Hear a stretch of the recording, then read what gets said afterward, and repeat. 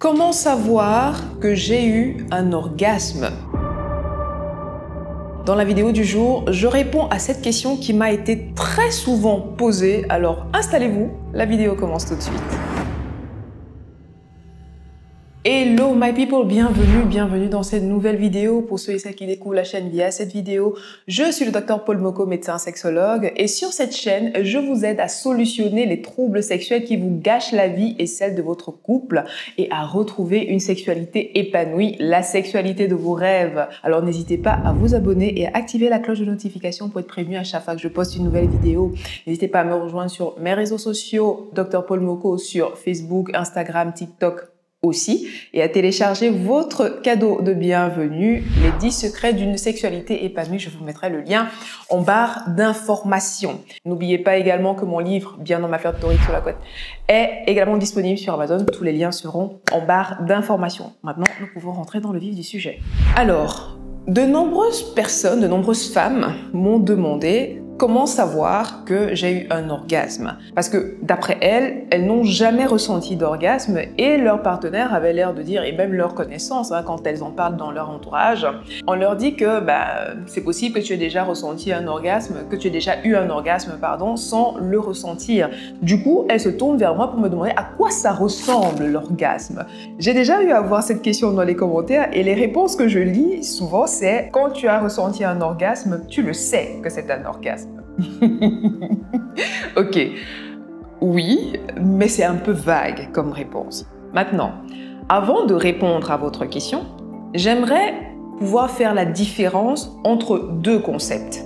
Le premier concept, c'est la décharge orgasmique, qui est le processus physiologique, et l'orgasme en lui-même. J'avais déjà fait une vidéo précédente sur comment savoir qu'elle a eu un orgasme, où je vous décrivais des phénomènes physiologiques qui pouvaient survenir au moment de l'orgasme. Donc, ça veut dire que quand on a un orgasme, tout ce qui est processus physiologique, ça va consister à quoi? Par exemple, au niveau de vos parties génitales, vous allez avoir le tiers inférieur de votre vagin qui va se resserrer et les 2 tiers supérieurs qui vont davantage se dilater avec des micro-contractions des muscles du périnée et également des muscles péri-anaux avec des contractions également de votre utérus.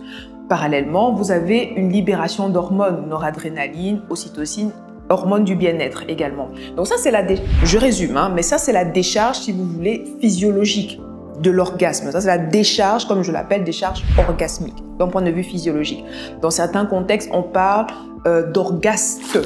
Mais bon, ça, c'est encore autre chose. Retenez qu'il y a le processus physiologique qui se produit, sans oublier bien évidemment l'augmentation du rythme cardiaque, de la fréquence respiratoire, la dilatation des pupilles, etc., etc. Maintenant, quand on parle de l'orgasme en lui-même, en général, quand on le définit, on dit c'est le point culminant du plaisir. Donc, à ce moment-là, on est beaucoup plus dans le ressenti. Okay? Donc, il peut y avoir la décharge, mais si vous n'êtes pas porté sur ce qui se passe pendant la décharge, ça va vous passer sous le nez. Vous n'allez pas ressentir votre orgasme. Pour étayer mon propos, je vais vous prendre un exemple. Un exemple que j'aime bien donner à mes patients. Lorsque vous avez des douleurs articulaires, par exemple des douleurs au niveau de l'épaule ou bien au niveau du genou, vous vous êtes fait mal, prêtez attention. Lorsque vous vous concentrez sur la zone de votre douleur, sans nécessairement être dans un état d'anxiété, sans nécessairement vous dire « oui, j'aimerais que la douleur passe ». Non, non, non.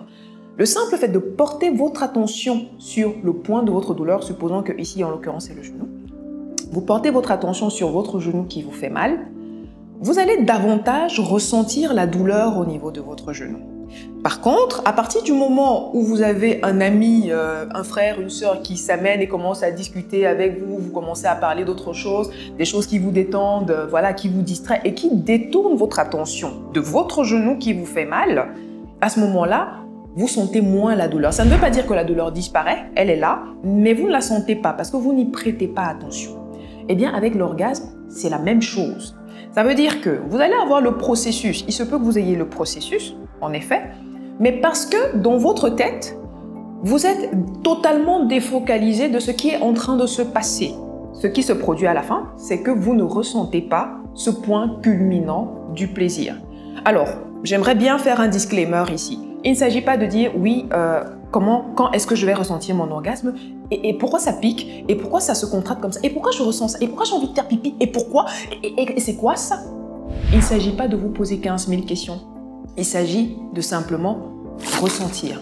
Portez votre attention sur le ici et maintenant. Et donc, la problématique, la difficulté que je rencontre souvent avec mes patientes, c'est qu'elles ont du mal à être dans le ici et maintenant. Elles ont du mal à ne pas se poser des questions autour de leur orgasme. Pourquoi? Parce qu'elles ne sont pas familières avec les sensations de leur corps.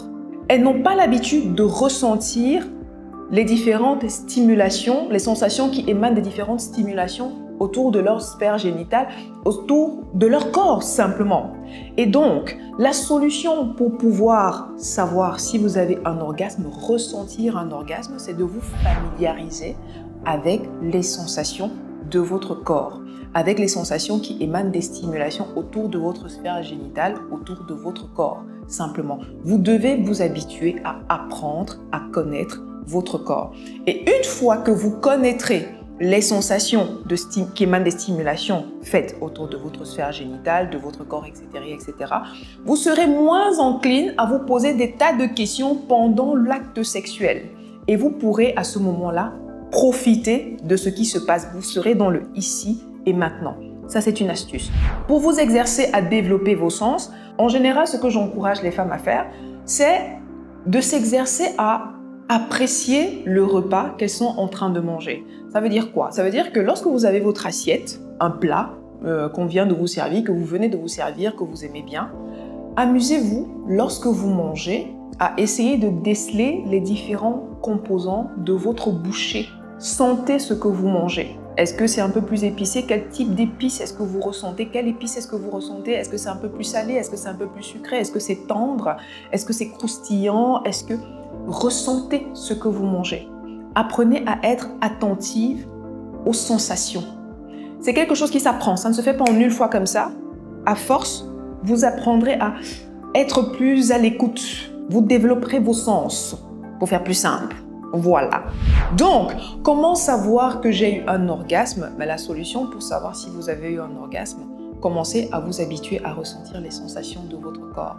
Et petit à petit, vous pourrez vous familiariser à ce qui se passe lorsque la décharge orgasmique survient et l'état de bien-être dans lequel vous êtes et vous laisser emporter, transporter par cet état de, entre guillemets, bien-être qui conduit vers une forme de volupté, etc., etc. Voilà, c'est la fin de la vidéo. Dites-moi en commentaire, partagez-moi quels sont vos ressentis par rapport au fait d'être à l'écoute de soi et de ses sensations pendant l'acte sexuel. Je suis curieuse de la lire. Même si je ne réponds pas tout de suite, je lis vos commentaires et c'est toujours un plaisir. Mettez-moi tout ça en commentaire. Pour ceux et celles qui désirent aller beaucoup plus loin et qui désirent une consultation en sexologie avec moi, vous pouvez réserver votre consultation. Je vous mettrai le lien pour réserver votre consultation en barre d'informations. Likez la vidéo si elle vous a plu, partagez-la à quelqu'un que ça pourrait aider. Abonnez-vous si ce n'est pas encore fait, activez la cloche de notification. Et quant à moi, je vous dis à très vite dans une prochaine vidéo. D'ici là, prenez grand soin de vous et à très bientôt. Salut!